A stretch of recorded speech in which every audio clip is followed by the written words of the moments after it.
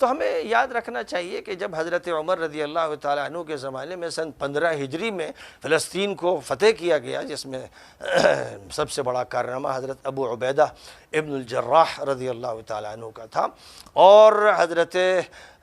عمر کے سلسلے میں عیسائیوں نے یہ درخواست کی تھی حضرت ابو عبیدہ سے کہ آپ اپنے امیر المومنین کو بلائیے، ہم انہی کے ہاتھ میں چابیاں دے دیں گے۔ تو حضرت عمر مدینہ منورہ سے تشریف لے گئے تھے اور انہیں چابیاں دی گئیں، اور حضرت عمر نے جس طرح امن و سلامتی کا عملی درس دیا ہے کہ جس وقت کلیسا میں تھے اور ظہر کا وقت آ گیا تھا اور پادریوں نے کہا کہ نماز آپ یہاں پڑھ لیں، تو فرمایا کہ یہاں نماز پڑھ لوں گا تو تمہارا کلیسا چھن نہ جائے، کہیں اس کو لوگ زبردستی مسجد نہ بنا لیں، اس لیے جہاں مسجد اقصیٰ تھی میں وہاں نماز پڑھوں گا۔ باہر جہاں کوڑا پڑا ہوا تھا فرمایا کہ یہ جگہ تھی، وہاں صفائی کی گئی، خود وہ صفائی میں شریک ہوئے، دھلائی کی گئی، پھر حضرت عمر نے ظہر کی نماز وہاں پڑھی، اور اس کے بعد ایک جو معاہدہ ہوا، اس معاہدے میں جو حضرت عمر نے گویا ان کے ساتھ معاملہ کیا، وہ ایسا سلامتی کا اور امن کا اور عطا اور نوازش کا تھا کہ جس کی کوئی مثال نہیں ملتی، کہ فاتح قوم اس طرح مفتوح قوم کو سویلین رائٹس دے، ہیومن رائٹس دے، اور پرسن اللہ ان کا منظور کرے، ان کو پورے اختیارات دیے گئے، اور یہ کہ ان کا کلیسا محفوظ رکھا جائے گا، ان کی مذہبی جو رسومات ہیں وہ محفوظ رکھی جائیں گی۔ تو اسلام نے ہر جگہ یہی کیا ہے، اور اس کی وجہ یہ ہے کہ جو تعلیمات ہیں اللہ و رسول کی وہ یہی ہے کہ اسلام تو امن و سلامتی کا پیغمبر ہے، اور وہ صرف ظالموں کے ہاتھوں سے اور ان کے شکنجوں سے عوام کو آزاد کرنے کے لیے برپا کیا گیا ہے، جس کی سب سے بڑی دلیل یہ ہے کہ اگر اسلام میں زور زبردستی ہوتی تو عوام اس کو بحیثیت مذہب کے قبول نہ کرتے، لیکن جہاں مسلمان گئے، عراق میں، سیریا میں، ایران میں، افغانستان میں، ازبکستان میں، اور ادھر ایجپٹ سے لے کر مراکو تک، وہاں 100% لوگ مسلمان ہوئے، جس کا مطلب یہ ہے کہ لوگوں نے یہ محسوس کیا کہ یہ ظالموں کو ہٹا رہے ہیں اور ہمیں آزادی دینے کے لیے آئے ہیں، یہ بات سب نے محسوس کی، اس لیے 100% لوگ اسلام میں داخل ہوئے۔ تو جہاں تک فلسطین کا تعلق ہے اس کو فتح کیا گیا۔ پھر جو ٹکراؤ تھا فلسطین کی سرزمین کا وہ مسلمانوں اور عیسائیوں کا تھا۔ مسلمانوں نے عیسائیوں سے چارج لیا تھا، اور چارج بھی پرامن طریقے پر لیا تھا، اور پھر ایک وقت ایسا آیا 5ویں صدی کے اختتام پر 492 کے قریب کہ جب مسلمانوں کی خانہ جنگیوں اور انتشار کی وجہ سے صلیبیوں نے اسے چھین لیا، اور تقریباً 585 تک پھر وہ ان کے ہاتھ میں رہا،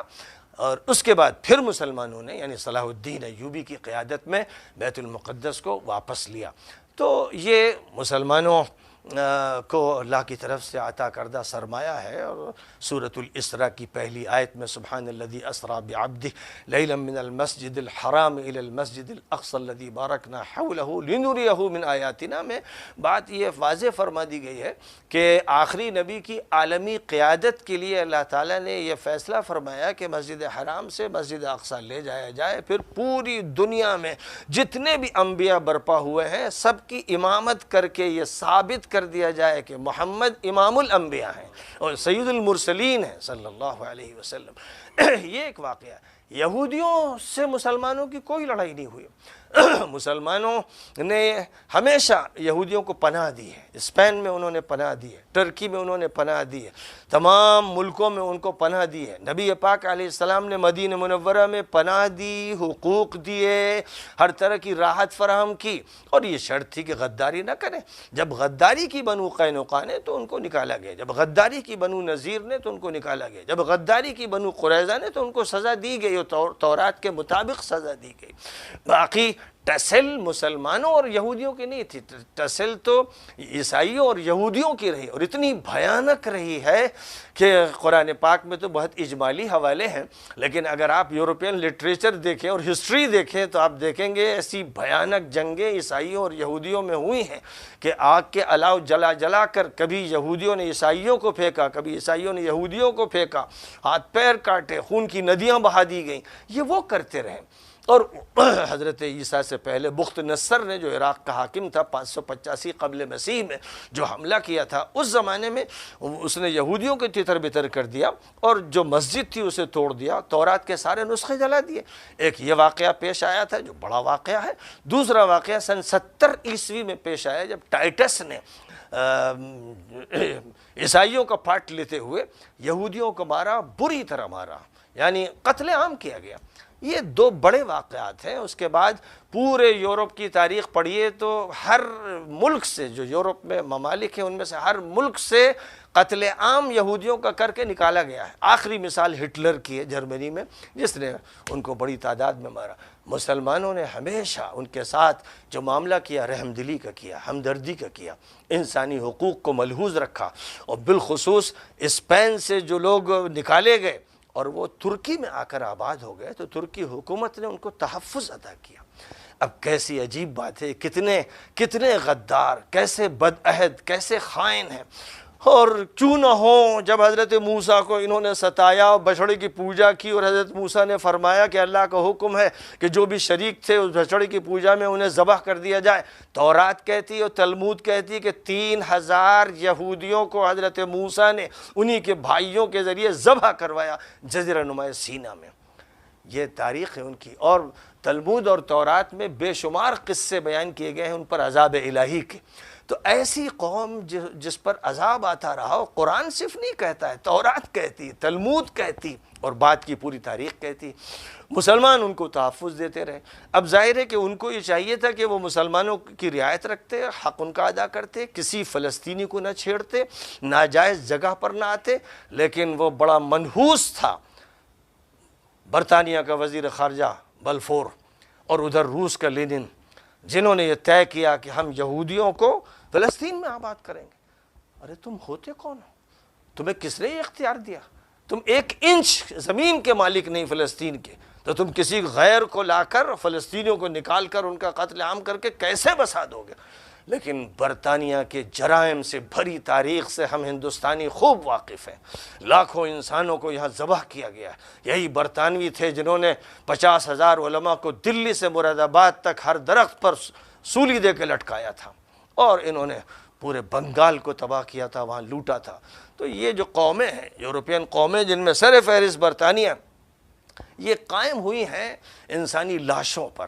اور ایسا لگتا تھا ان کی جنگوں کے دوران کہ آدم خور بھیڑیے نکل آئے ہیں جو انسانوں کا خون چوس لینا چاہتے ہیں۔ تو بہت ہی خطرناک قسم کی تاریخ ہے، اور یہ جو تاریخ ہے، اس تاریخ میں ہم سب جانتے ہیں کہ جو برطانیہ نے سازش کی اور جس کو فوراً امریکہ نے قبول کیا، اور یونائٹڈ نیشنز آرگنائزیشن جو یہودیوں کا ہی قائم کردہ ایک ادارہ تھا، بیک میں وہ تھے، اس نے فوراً منظوری دی۔ ایک ناجائز زمین پر ایک قوم کا اس طرح سے آباد کیا جانا، اور پھر جو وہاں کے اصل مالک تھے ان کو گھروں سے نکالنا، ان کے گھر توڑ دینا، اپنی آبادیاں بسانا، کس قانون میں جائز؟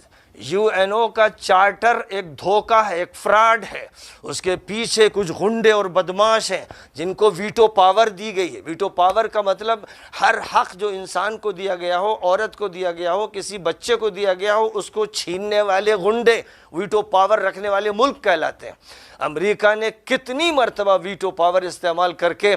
فلسطینیوں پر ظلم کو موقع فراہم کیا، اور پوری دنیا میں، کبھی ویتنام میں، کبھی صومالیہ میں، کبھی افغانستان میں، کبھی عراق میں، کبھی سیریا میں، کبھی لیبیا میں، کبھی یمن میں، ظلم میں جو سب سے زیادہ شریک رہا ہے وہ امریکہ ہے، اور امریکہ کے ساتھ برطانیہ۔ اس اعتبار سے یاد رکھنا چاہیے کہ اسرائیلی حکومت ناجائز ہے، ان کا کوئی نہ تاریخی حق ہے نہ مذہبی حق ہے، اور مسلمانوں نے ان کے ساتھ جو معاملہ ہر دور میں اکرام کا کیا اور حقوق کی ادائیگی کا کیا، کاش کہ وہ یہ سبق پڑھتے کہ ہمیں بھی ان کے ساتھ یہ معاملہ کرنا چاہیے، نہ ان کی زمین ہمیں چھیننی چاہیے، اور نہ ہمیں کسی ایسی ناجائز حکومت کو قائم کرنا چاہیے۔ یہودیوں میں جو ربائی کہلاتے ہیں، عام طور پر کالا کوٹ اور کالی پینٹ پہنتے ہیں اور کالا ہیٹ پہنتے ہیں، اور 2 لٹیں وہ لٹکاتے ہیں، یعنی ان کے ہاں یہ روایت ہے کہ حضرت موسیٰ کی سنت ہے، اور داڑھی رکھتے ہیں، سب کے سب پابندی سے۔ یہ اسرائیل کی حکومت کو حرام کہتے ہیں، اور یہ کہتے ہیں خدا کی لعنت ہے اسرائیل،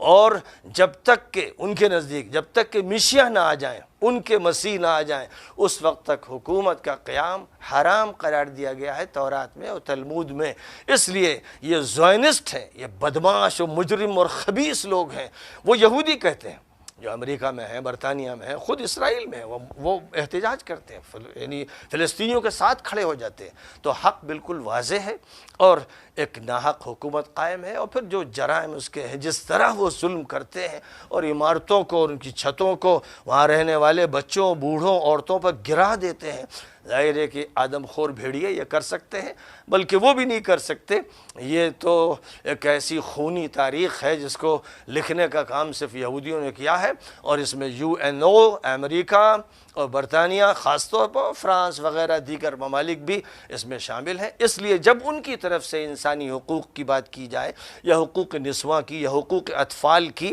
اور ان کے دن منائے جائیں، تو سمجھ لینا چاہیے کہ ابلیسی چالیں ہیں، کبھی دنیا کو دھوکے میں نہیں آنا چاہیے اور کبھی ان کی اصطلاحات استعمال نہیں کرنی چاہیے۔ بہرحال اس موقع پر بہت ہی کم وقت میں نے چند نکات کی طرف اشارہ کیا ہے، اور ان کی حیثیت صرف عنوانات کی ہے۔ ہر عنوان کے تحت ایک مستقل تقریر کی جا سکتی ہے، اس وقت میں اسی پر اکتفا کرتا ہوں۔ وآخر دعوانا ان الحمد للہ رب